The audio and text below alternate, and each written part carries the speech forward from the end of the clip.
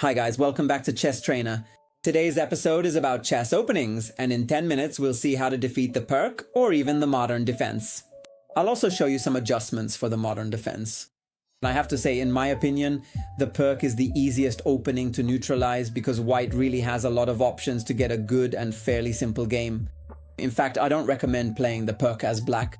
Enough talk, let's see how to play. Obviously, the Pirc is this variation where white, let's say, takes the center, so black very generously gives the center to white.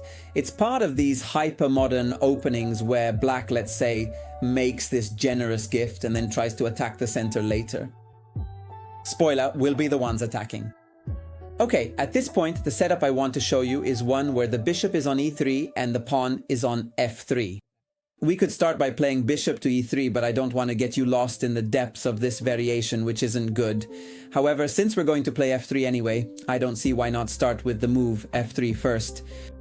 Black continues with bishop to g7, and here we play bishop to e3. At this point, guys, in 90% of cases, that is, in 90% of the games I've seen below first national level, and sometimes even more, in this position, black makes a mistake that, let's say is a really strange mistake, because generally anyone who plays the Pirc has at least studied it a little, but 90% of people here make this mistake, which is castling short. This move is already a significant inaccuracy, because what black should do is stay flexible with the king, so not give away this information right away. But anyway, I'll show you a bit how to play. We of course play queen d2. What's the idea behind this move? We're obviously preparing for long castling and getting ready to invade the enemy's territory. At this point, we continue with the normal development in the Pirc. For example, knight to bd7, which is usually played. Black wants to play e5, wants to play c5, so he prepares it with knight to d7. And at this point, we complete our development with short castling. Black plays e5, and now it's important, we shouldn't capture on e5, because if we do, generally black will recapture on e5. Let's say we've done him a favor. In my opinion, the position is still good for white, but I really don't see any reason to do that. And at this point, we can start our attack, which you can remind me of the name in the comments, because I can't remember if this is called the Austrian attack or the 1150 attack, something like that anyway. This attack does have a name. What is the idea behind this attack? We want to play h4, h5, open up our h-file, and deliver mate along the h-file. But to do this, we start with the move g4, which is more precise, because if we play h4, obviously there's the possibility of h5, which slows us down a bit, so we might as well start with g4. Why not?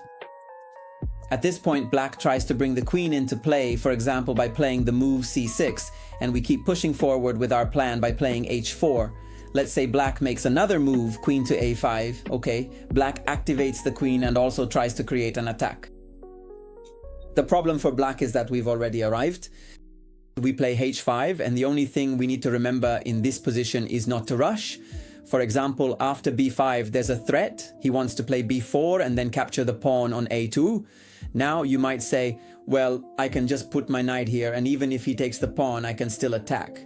Yes, you're right, but why give our opponent any opportunities at all? We play kb1 so that after b4, we can simply move the knight, and notice that the knight is also ready to come back and defend if necessary.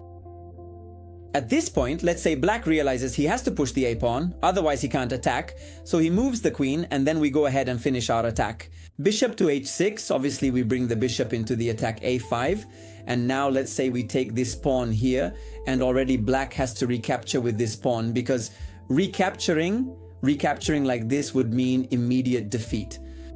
Bishop takes g7, king takes g7, queen to h6 check, king to g8, queen to h8. This is the main theme for winning these games. So let's say that here in this position you capture like this. What's the goal?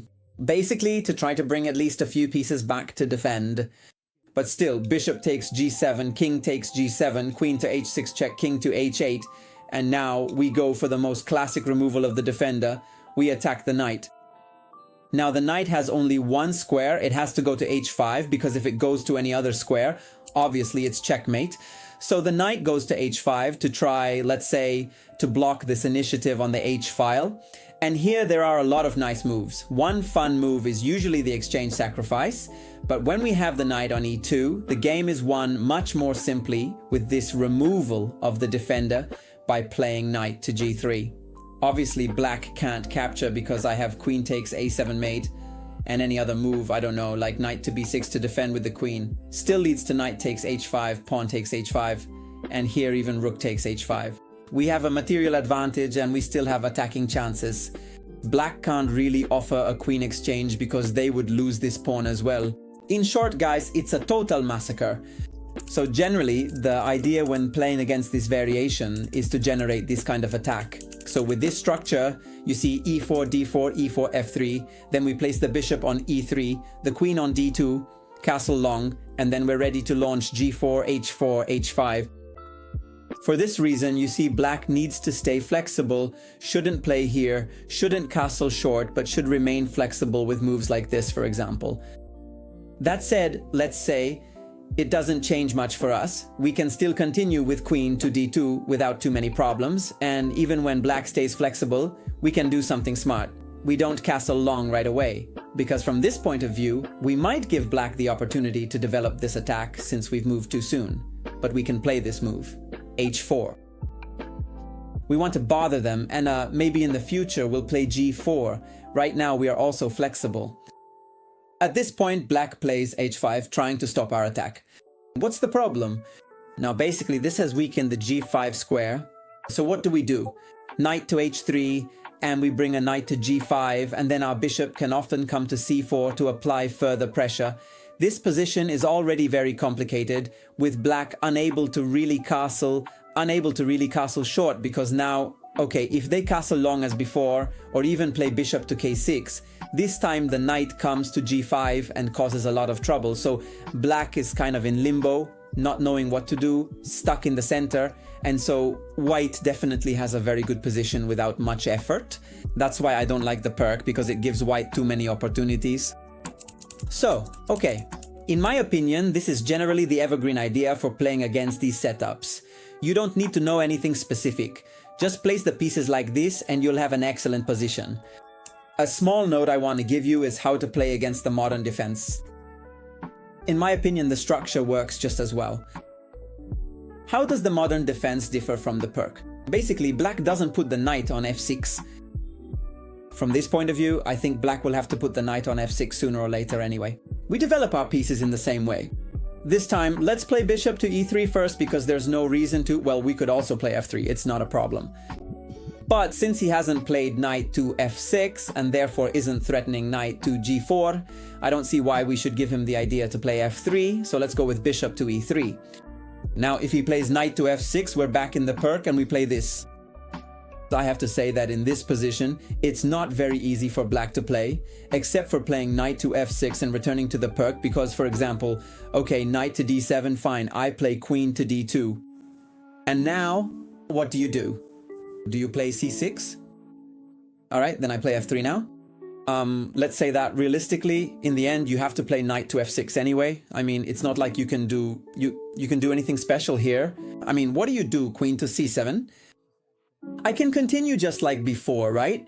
h4, and if you play h5, then I can take advantage of the g5 square. So knight to h3, and honestly, the fact that you haven't played knight to f6 yet doesn't really change anything in the position.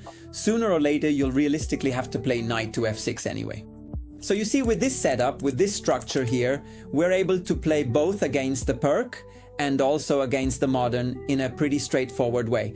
We don't need to know anything too complicated. The positions and the ideas are more or less these. So with just a bit of theory covered in 10 minutes, we can get a satisfactory position against both the Pirc and the modern.